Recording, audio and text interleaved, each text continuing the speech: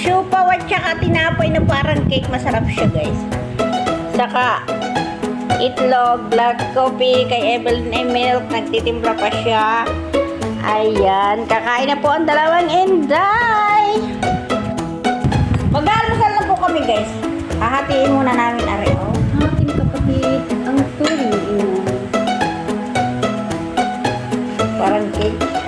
Happy birthday, Evelyn! Ay, walang asin para sa itlog niya. Pagawa ng asin. Kain tayo!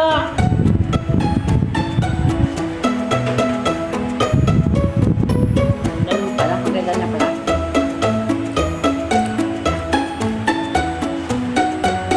Kain!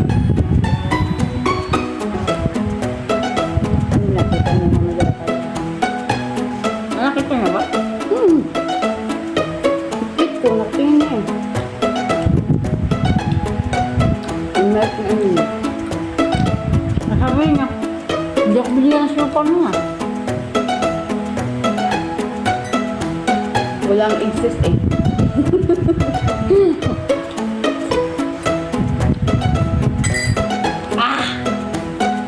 Ano, kapalagay mo, masarap ang siopaw?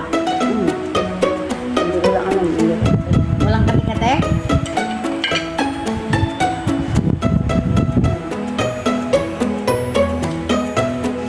Ang sarap na yun ito, itong balat.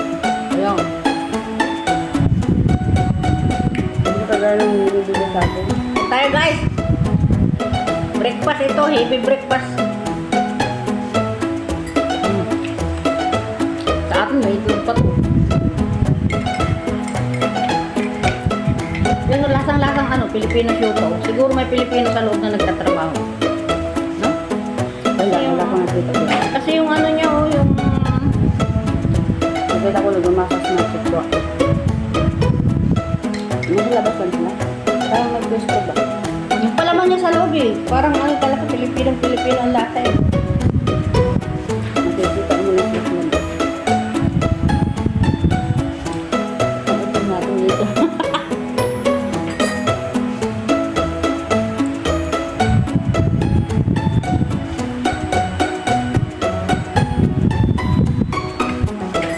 Dapat ang tanghalian natin, alauna. Anong oras na ngayon? Alas 9.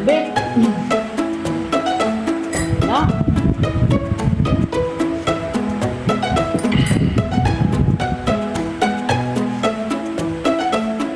Kain tayo guys!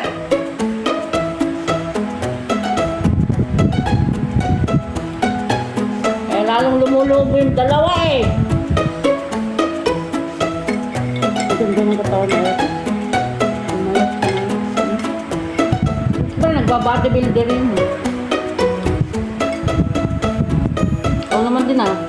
Umanda ka. Ayan. Ganda lang. Walang katawan. Gandang ano yan. Gandang ano. Skincare. Gandang skincare. Ano yung gamit yung skincare? Promote mo na. Ay naku, hindi na ako binabayaran. Bakit? Bayaran ka ni YouTube. Pag pinurumot mo yung skincare mong gamit.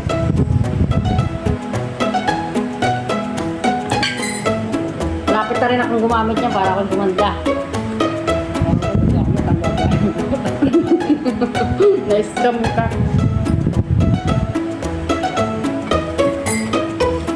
Alam nyo guys, idinadaan ko na lang sa kain itong aming problema, yung pagka-stress ko.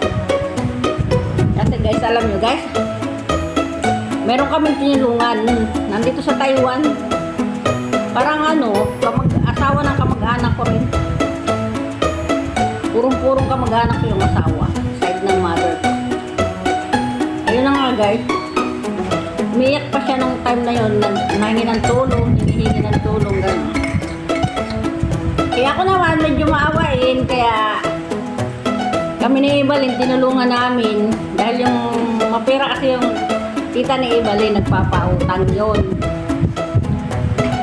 Patubuan, iniutang namin doon para matulungan siya. Pangako, promise pa siya, umalipayak-iyak pa siya, oh.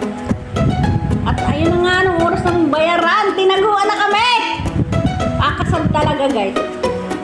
Hindi na nagpaparamdam at hindi na rin nagano na sa sa Facebook niya. Parang ano,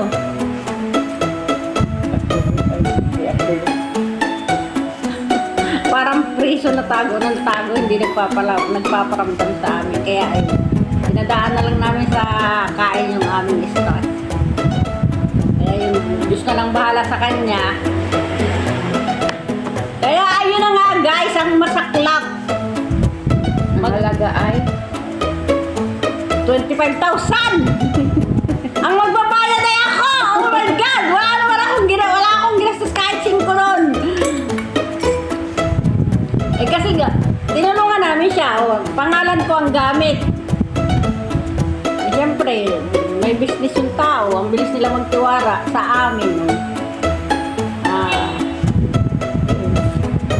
Listen and learn! Listen and learn, kahit pa kamag-anak mo, huwag kang basta-basta magtitiwala. Kamag-anak, kaibigan. Dahil may mga tao talaga na mapagsamantala. gusto ang God ang pera. Pabiktim siya, pabiktim. Iyak-iyak pa siya nung time na humingi ng tulong. Tapos, nung bayaran na, oras ang bayaran, tago ng tago, ayun, hindi ka nagpaparamdam. Kahit yung business mo, wala na. Kaya, bahala na si Lord sa kanya. Kung magparamdam siya at magbayad, ay di, thank you, Lord. At kung hindi, ay si Lord ang bahala sa kanya, diba, Lord? Oo. Kaya kayo guys, huwag kayo basta-basta magtitiwala. Hindi lang yan guys, hindi na, yung sarili kong pera pa yung pinautang ko, maraming ganyan. Ang lalaki ko magpautang ha. Imagine, 25,000 dip na naman yun. Iniyakan din ako nun ha, 25,000 din yun ha. Wala na pabalik kahit 5. Kaya ko naman ito sa sarili ko. Sa akin, hundreds, garantor. Ako ang nagbabayad, hapon, muraan ako. Ang hirap din pag nagagarantor ka, no? Hindi ka talaga magbabayad. Kaya yung mga garantor dyan, huwag na kayo pumayag, huwag na kayo mag-garantor. Sobrang tiwala mo sa tao. Sobrang tiwala nyo sa tao, talaga namang, ay naku Lord. Yung mga tao talagang gano'n na pag natulungan mo na, eh wala na, bali wala na lang sa kanila yung mga tinulong mo. Kasi yung nila, mga kalooban nila, wala. Ang kwentang tao. Yan. Puro sunog yung aking dibdib at saka dito. Kukuha ko kasi gusto ko kumain ng ito.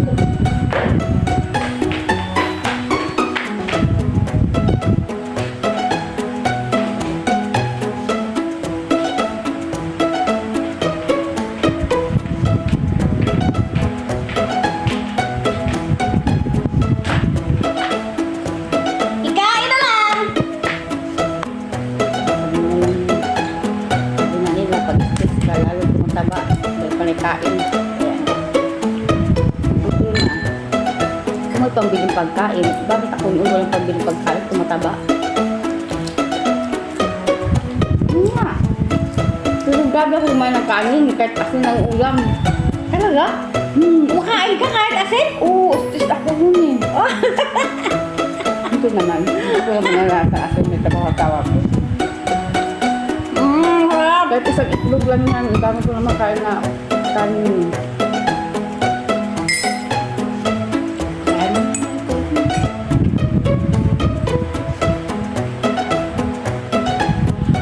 Oh, dipindi sila sa atalang talaga. Ang tabain. Dahil kasi naman tabain talaga. Kaya ako naman di tabain. Yung gala-gala akong pala. Kaya yung asawa. Ayan. Magtamad lang talaga mag-isalita. Magtamad.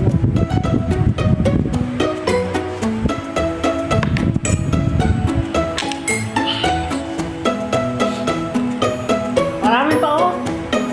Kinain ko palang hati-hati. Pero ubusin ko yan.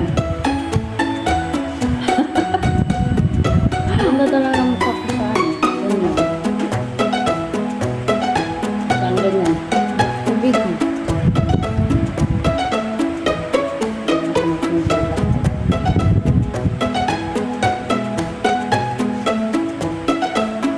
Sa ano talaga, meron sa iisi. Mura lang kay iisi. Sinta lang yung malaki kalahati lang ang presyo ng binibili natin sa ano sa online.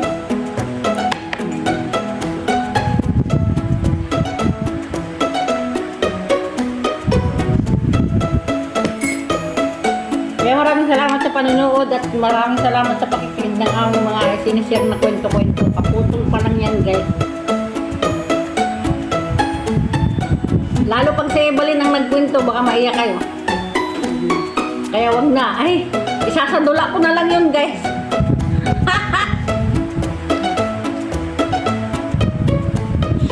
Ang instant artista ako. Maging artista ka, Evelyn.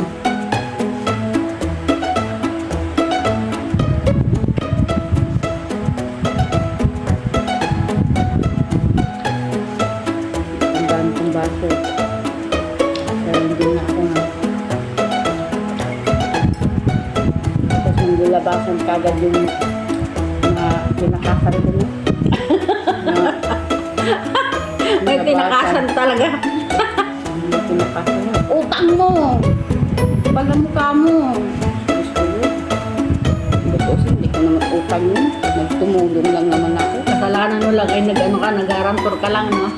Tiwala talaga ako sabi, shout out sa friend ko. Ang dami talagang, ikaw, maraming nagtitiwala sa iyo, kaya ano, pinayagan ka nilang maging garantor, kasi tiwala din Wala sa'yo. talaga sila sa akin. May kaibigan pa ako na close talaga kami. Halos ano nang tutukan namin. Sinira ko lang. Ang dahil lang dun. Dahil lang sa pera. Grabe ang tiwala niya sa akin. Ay, nakakaiyak. Nanghinayan sa friendship. Na sinayang ko. Kaya nung itlog. Alam mo, na hindi mo intention ba na magkasira kayo? Nagtumulong ka lang dahil naman sa isang mo kaibigan kasi huwag na makaaway. Ganun. Yung tinulungan mo na, kawas ng balaran, ito na, tago, ang kawawa ako. Kaya akong garantor. Hindi talaga. Ayun, dapat huwag magtitiwala. Tapos ang tanga-tanga po, pinaulit ko pa ulit. Kasi nga, para makabayad sa isa, di nagkadagdag-dagdag na tuloy. Ay, talaga. Iba naman ang inutangan nyo. Iba na naman yung kaibigan ko pa rin. Na mapila din eh. Nagkapatapagtog nga. Para lang mabayaran yung isa, doon naman kami sa isa. Ginanturan ko naman siya. Mabayaran lang kalahati yung isa hanggang ilang taon na yun. Tapos patawaran mo ako. Hindi na. Tapos binibigyan na ako 500. Yun palang 500 na yun. Ako palang magbabayad ng buong kapital. Yatay. Ang saklap. Huwag na lang.